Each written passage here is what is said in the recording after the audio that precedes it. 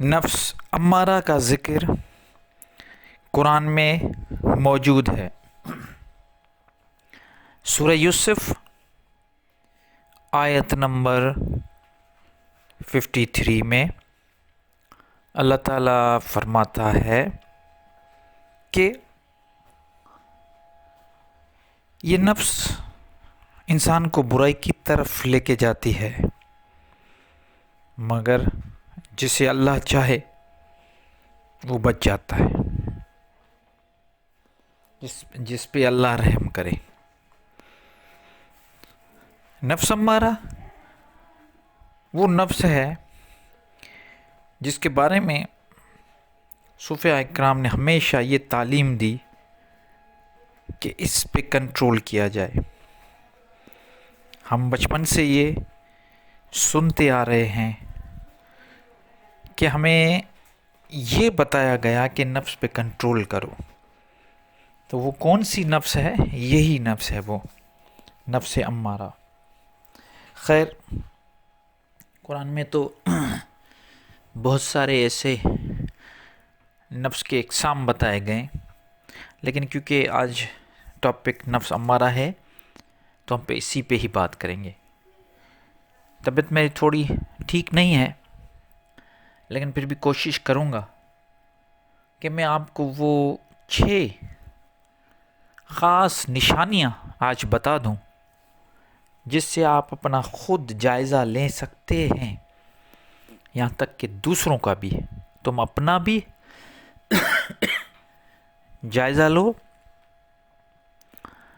اور تمہارے ارد گرد جو لوگ ہیں ان کا بھی جائزہ لے کر یہ ڈائیگنوز کر سکتے ہو کہ کیا تم یا وہ لوگ نفس امارہ کے شکار ہیں یا نہیں۔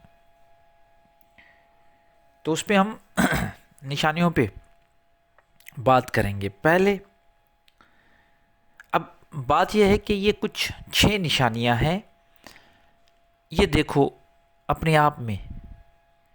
پہلی نشانی ہے گناہ میں لذت۔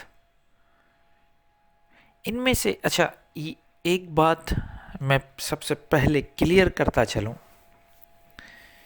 کہ یہ جو 6 نشانیاں ہیں ان میں سے اگر ایک بھی نشانی آپ میں موجود ہے تو سمجھ جانا کہ تم نفس امارہ کے مریض ہو۔ پہلی نشانی گناہ میں لذت۔ گناہ میں لذت ملنا، لذت کا مطلب ہے مزہ آنا۔ اب گناہ کر رہے ہو، مزہ آ رہا ہے۔ کسی بھی قسم کا گناہ، اس کی ڈیفینیشن آپ کو مجھ سے زیادہ پتہ ہوگی کہ یہ سن، جسے انگلش میں ہم سن کہتے ہیں، وہ کیا ہوتا ہے۔ تو گناہ میں لذت آئے گی، مزہ آئے گا۔ جتنا گناہ کرتے جاؤ گے اتنا زیادہ مزہ آئے گا۔ نمبر 2، خود پسندی۔ خود پسندی اور انا خطرناک چیزیں ہیں، یہ دیمک ہیں، یہ وہ انسان کا کردار ہے اس کو تباہ کر دیتے ہیں۔ اپنے آپ کو کچھ سمجھنا، اپنی انا، کیونکہ صوفیوں میں سب سے بڑی بات یہی ہے کہ وہ خود کو فنا کر کے بقا کرتے ہیں، فنا کر کے بقا تک پہنچ جاتے ہیں۔ تو دوسری نشانی ہے خود پسندی اور انا۔ تیسری، عورت یا مختلف جو جنس ہے، اگر عورت ہے تو مرد کی طرف، مرد ہے تو عورت کی طرف مائل ہونا، اور فحش چیزوں کی طرف مائل ہونا، یہ بہت بڑی بات ہے۔ مطلب فحش چیزوں کی طرف زیادہ سوچ جانا، رشتوں کا کوئی تقدس نہیں۔ اس کے بعد چوتھے نمبر پہ ہے دنیا اور مال سے محبت۔ انسان جب دنیا اور مال سے محبت کرنے لگتا ہے تو یقین مانے وہ اتنا گر جاتا ہے کہ پھر اٹھنا بڑا مشکل ہو جاتا ہے. جسے دنیا اور مال کی محبت ملی وہ سمجھو کہ ختم ہو گیا. اس کے بعد پانچویں نشانی ذکر عبادت سے دور رہے گا. اس کو اللہ کی یاد نہیں رہے گی. اس کا دل اتنا سخت ہو جائے گا، مضبوط ہو جائے گا کہ اس میں اللہ کی یاد، اللہ کی عبادت، ذکر فکر ایسی کوئی چیز اس میں نہیں ہوگی. چھٹا آخری، اس کو غصہ بڑھائے گا اور جھوٹ بھی بولے گا. غصہ اور جھوٹ. جو انسان چھوٹی چھوٹی باتوں پہ جھوٹ بولتا ہے اور کہتا ہے کہ میں مصلحتاً جھوٹ بولتا ہوں، یہ بالکل غلط ہے. کیونکہ اللہ تعالیٰ نے قرآن میں فرمایا کہ لعنت اللہ علی الکاذبین. تو کاذبین مصلحتاً ہو یا شیطانی ہو، دونوں پہ لعنت ہے.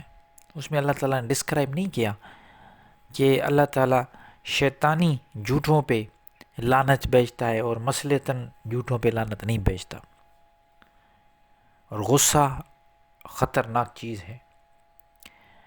یہ بھی ایک نفس امارہ کا شکار لوگ، ان کے ساتھ یہ معاملہ ہوتا ہے.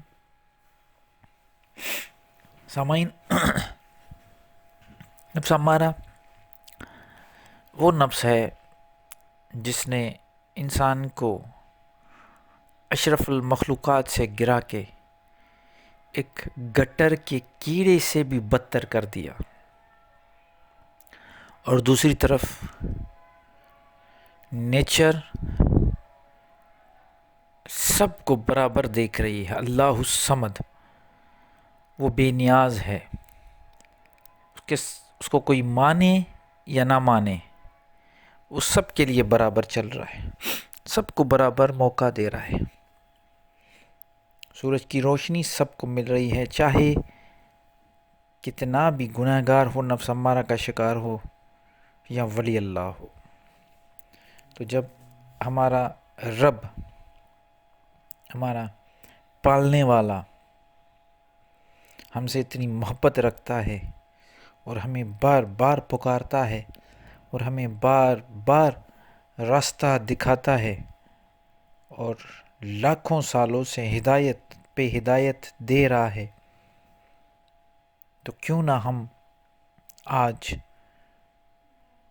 یہ عہد کریں کہ آج کے بعد اگر مجھ میں، تم میں، ہم سب میں نفس امارہ کی کوئی نشانی نظر آتی ہے تو یہ ہم پہلے تو پہچان کر لیں.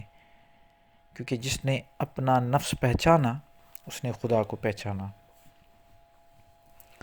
پہلے پہچان کریں گے نفس کی، اس کے بعد اصلاح کریں گے.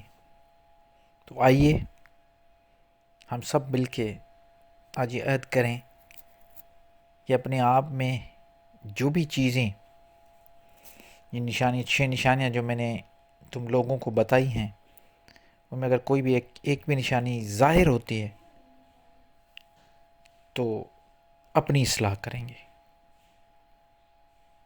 آج طبیعت صحیح نہیں ہے اس لیے میں زیادہ بات نہیں کر پا رہا. دعا کیجیے پوری انسانیت کے لیے کہ جو بھی مریض ہیں ان سب کو اللہ تعالیٰ شفا عطا کریں